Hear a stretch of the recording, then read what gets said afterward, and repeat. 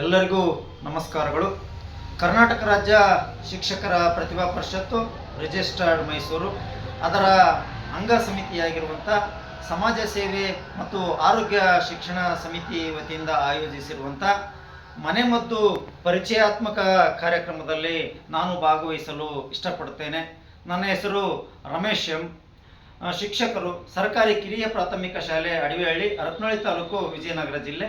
ಹಾಗೆ ನಮ್ಮ ಪ್ರತಿಭಾ ಪರಿಷತ್ತಿನ ಒಂದು ಮಕ್ಕಳ ಸಮಗ್ರ ವಿಕಾಸ ಶಿಕ್ಷಕರ ಸಮಿತಿಯ ಮುಖ್ಯಸ್ಥನಾಗಿ ಕೆಲಸ ನಿರ್ವಹಿಸ್ತಾ ಇದ್ದೇನೆ.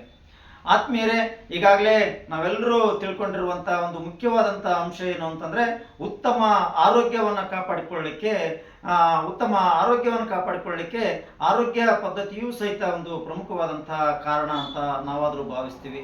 ಹಾಗಾಗಿ ನಾವೀಗೇನು ಮಾಡ್ತಿದ್ದೀವಿ ಅಂತಂದರೆ ನಮ್ಮ ಬಾಯಿ ರುಚಿಗೆ, ನಾಲಿಗೆ ರುಚಿಗಾಗಿ ಎಲ್ಲಿ ಬೇಕಲ್ಲಿ ಕರೆದಿರ್ತಂಥ ಬೀದಿ ಕರೆದಿರುವಂಥ ತಿಂಡಿ ತಿನಿಸುಗಳನ್ನು, ದೊಡ್ಡ ದೊಡ್ಡ ಹೋಟ್ಲುಗಳಲ್ಲಿ ರುಚಿಗಾಗಿ ಹಾಕುವಂಥ ಟೇಸ್ಟಿಂಗ್ ಪೌಡರ್ ರುಚಿಗಾಗಿ ನಾವು ಒಳಗಾಗಿ ಆ ತಿಂಡಿ ತಿನಿಸುಗಳನ್ನು ಊಟವನ್ನು ಮಾಡಿ ನಮ್ಮ ಆರೋಗ್ಯವನ್ನು ನಾವು ಕೆಡಿಸ್ಕೊಳ್ತಾ ಇದ್ದೀವಿ. ಹಾಗಾಗಿ ಅಂಥ ಒಂದು ಆರೋಗ್ಯವನ್ನು ಕಾಪಾಡಿಕೊಳ್ಳಲಿಕ್ಕಾಗಿ ಈಗ ಸಾಮಾನ್ಯವಾಗಿ ಎಲ್ಲರ ಬಾಯಲ್ಲಿ ಒಂದು ಕಂಡುಬರುವಂಥ ಅಥವಾ ಕಾಣಬರುವಂಥ ಅಂಶ ಏನು ಅಂತಂದರೆ ಗ್ಯಾಸ್ಟ್ರಿಕ್ ಸಮಸ್ಯೆ ಅನ್ನುವಂಥದ್ದು. ಚಿಕ್ಕವರಿಂದ ದೊಡ್ಡವರವರೆಗೂ ಗ್ಯಾಸ್ಟ್ರಿಕ್ ಅನ್ನುವಂಥ ಸಮಸ್ಯೆ ಎದ್ದು ಕಾಣ್ತಾ ಇದೆ. ಆ ಒಂದು ಗ್ಯಾಸ್ಟ್ರಿಕ್ ಸಮಸ್ಯೆಯನ್ನು ಹೋಗಲಾಡಿಸ್ಲಿಕ್ಕಾಗಿ ನಮ್ಮ ಸಂಬಂಧಿಕರಿಂದ ನಾನು ಕಂಡುಕೊಂಡಂಥ ಒಂದು ಚಿಕ್ಕ ಮನೆಮದ್ದು ಪರಿಚಯವನ್ನು ಮಾಡಿಕೊಳ್ತಾ ಇದ್ದೀನಿ ಸ್ನೇಹಿತರೆ. ಏನು ಅಂತಂದರೆ ನಾವೆಲ್ಲರೂ ಸಹಿತ ಮನೆಯ ಮುಂದೆ ಒಂದು ಯಾವುದಾದ್ರೂ ಒಂದು ನಮ್ಮ ಮನೆ ಮುಂದೆ ನಾವು ಕರಿಬೇವಿನ ಸಸಿಯನ್ನು ನೆಟ್ಟಿರ್ತೀವಿ, ಗಿಡವನ್ನು ಬೆಳೆಸಿರ್ತೀವಿ.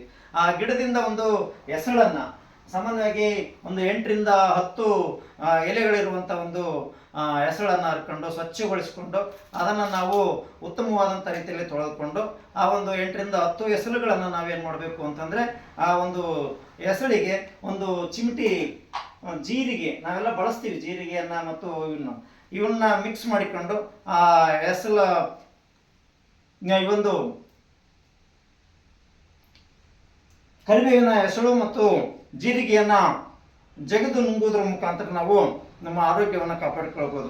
ಅಕಸ್ಮಾತ್ ಅದು ಏನಾದರೂ ನಮಗೆ ಬಾಯಿಗೆ ಒಗರು ಅನಿಸಿದಾಗ ನಮಗೆ ಬೇಕಾದರೆ ಒಂದು ತುಂಡು ಬೆಲ್ಲವನ್ನು ಸೇವನೆ ಮಾಡಿ ಅದನ್ನು ಕಡಿಮೆ ಮಾಡಿಕೊಳ್ಬೋದು ಅನ್ನುವಂಥದ್ದು. ಇದು ನಾನು ಈಗ ಕನಿಷ್ಠ ಒಂದು 8 ರಿಂದ 10 ತಿಂಗಳಿಂದ ಅನುಸರಿಸ್ತಾ ಇದ್ದೀನಿ.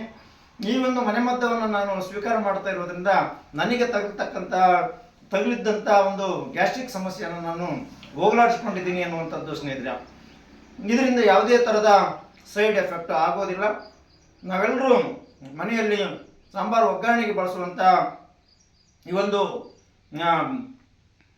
ಜೀರಿಗೆ ಮತ್ತು ಕರಿಬೇವಿನ ಸೊಪ್ಪನ್ನು ನಾವು ಬಳಕೆ ಮಾಡಿಕೊಳ್ಬೋದು. ಯಾವುದೇ ಸೈಡ್ ಎಫೆಕ್ಟ್ ಆಗೋದಿಲ್ಲ ಅನ್ನುವಂಥದ್ದು ಒಂದು ಸರಳವಾದಂಥ ಮನೆಮದ್ದು ನಾನು ರೂಢಿಸ್ಕೊಂಡು ಬಂದಿರ್ತಕ್ಕಂಥದ್ದು ಮತ್ತು ನನಗೆ ಈಗ ಅತ್ಯಂತ ಕಡಿಮೆ ಆಗಿರುವಂಥದ್ದನ್ನು, ನಮ್ಮ ಸಮಸ್ಯೆ ಕಡಿಮೆ ಆಗಿರುವಂಥದ್ದನ್ನು ನಾನು ಕಂಡುಕೊಂಡಿದ್ದೀನಿ ಅನ್ನುವಂಥದ್ದು. ಹಾಗೆ ಇನ್ನೊಂದು ಸರಳವಾಗಿರುವಂಥದ್ದು ಅಂತ ಮನೆಮದ್ದು ಅಂತಂದರೆ ಎಲ್ಲರಿಗೂ ಬಿಕ್ಕಳಿಕೆ ಬರುವಂಥದ್ದನ್ನು ನಾವು ಕಾಣ್ತೀವಿ. ಆ ಬಿಕ್ಕಳಿಕೆ ಬಂದಂಥ ಸಂದರ್ಭದಲ್ಲಿ ನಾವೊಂದು ತುಂಡು ಬೆಲ್ಲವನ್ನು ಬಾಯಿಗೆ ಹಾಕ್ಕೊಂಡು ಅದನ್ನು ಸೀಪ್ತಾ ಇದ್ವಿ ಅಂತಂದರೆ ನಮಗೆ ಬಂದಂಥ ಬಿಕ್ಕಳಿಕೆ ನಿವಾರಣೆ ಆಗ್ತದೆ ಅನ್ನುವಂಥದ್ದು. ಈಗಾಗಲೇ ಇನ್ನೊಂದು ಪ್ರಮುಖವಾದ್ದು ಅಂತಂದರೆ ಎಲ್ಲ ಸರ್ವ ರೋಗಗಳಿಗೂ ಮದ್ದು ಅಂತಂದರೆ ವಾಕಿಂಗ್ ಅನ್ನುವಂಥದ್ದಿದೆ.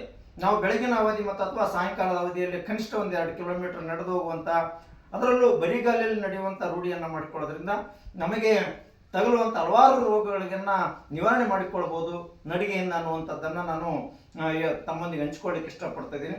ಇವು ಸರಳವಾಗಿದ್ದರೂ ಸಹಿತ ನಮ್ಮ ಆರೋಗ್ಯವನ್ನು ಕಾಪಾಡಲಿಕ್ಕೆ ಬಹಳ ವ್ಯವಸ್ಥಿತವಾಗಿರುವಂಥ ಅಂಶಗಳು ಅನ್ನುವಂಥದ್ದು ನಾನು ಕಂಡುಕೊಂಡಿರ್ತಕ್ಕಂಥ ಅಂಶ. ಹಾಗೆ ತಾವೂ ಸಹಿತ ಇವುಗಳನ್ನು ಅನುಸರಿಸಿ ತಮ್ಮ ಆರೋಗ್ಯವನ್ನು ಕಾಪಾಡಿಕೊಳ್ಳಿ ಅನ್ನುವಂಥದ್ದು ನನ್ನ ಸಲಹೆ.